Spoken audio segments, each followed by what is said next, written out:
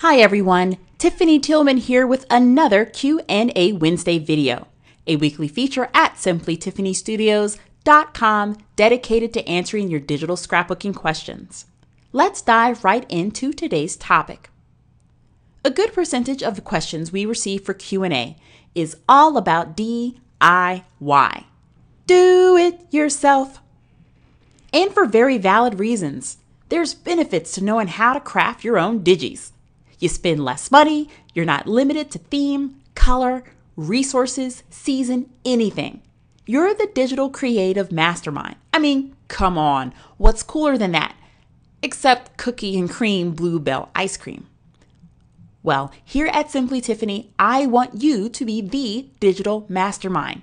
I want you to know the best steps for crafting your own digi products, as well as the why. Some steps, some options are better than others. So you can compare the results and see the difference in the quality of your product. Consider this week's Q&A Wednesday our first do it yourself digi crafting technique, and it gives me a chance to sing.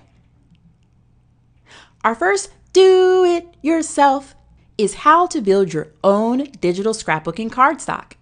Now you're probably thinking, why would you start with such a simple process? Peeling bananas requires more training, right?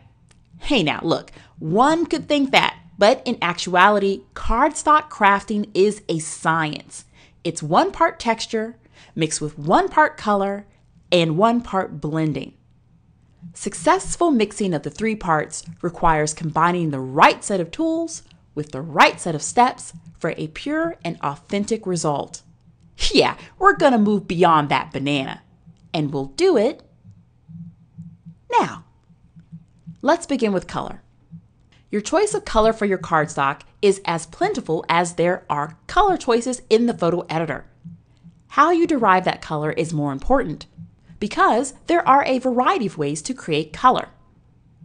I prefer to create a color fill adjustment layer just because it's completely non-destructive. That simply means I can change the color as often as I want.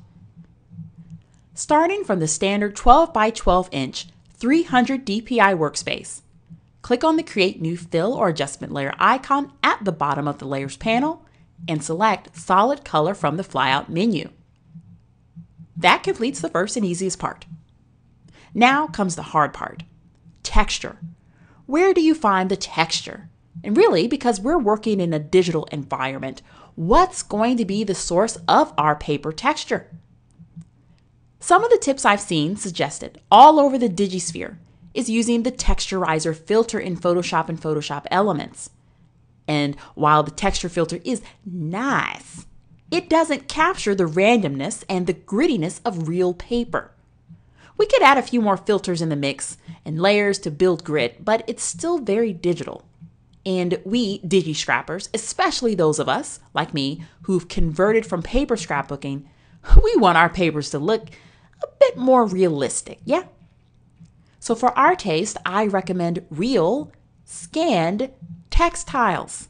Papers, creased or uncreased, boxes, pillows, sheets, canvases, which work extraordinarily well, by the way, anything with a pattern. Starting with a scanned texture is the second part of successful digi cardstock crafting. However, not all textures are created equal.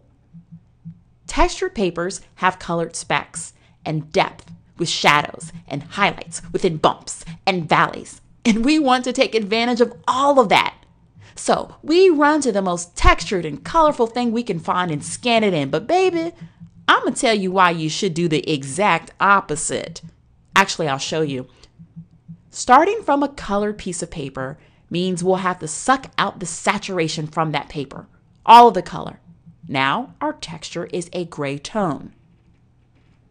The dilemma with this process is our paper will look duller because the gray tone creates a lower level of contrast within the highlights and the shadows, those natural bumps and valleys within the threads.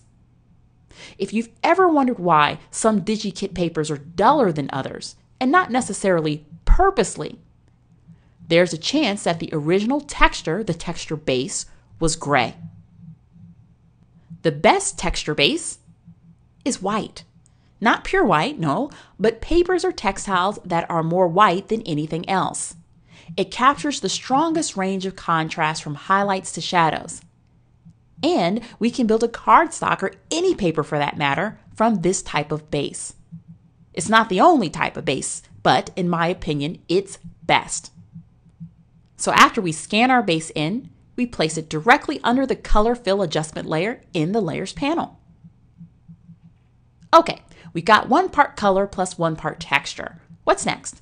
Ah, yes, 1 part blend. Your options for blending are infinite.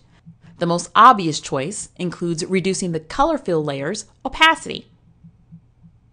Well, that's an option, but often produces a very flat-looking piece of paper.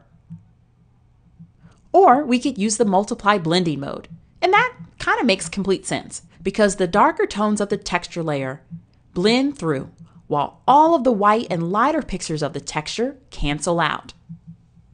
However, Tiffany over here recommends something else. Instead of using multiply blend mode on the color fill adjustment layer, blend with linear burn. Linear burn intensifies shadows and saturates mid-tone colors better than multiply. And the result is a paper with a deeper, richer color. And no matter which color you use, paired with whatever brightness or saturation level you choose, the result of your papers will look pure and authentic. Once you've applied your blend mode to the color fill layer, merge all the layers together and use your creation like any other digital paper. Why not? It's yours. All right, what have we learned? Not all DigiCardstocks are created equally.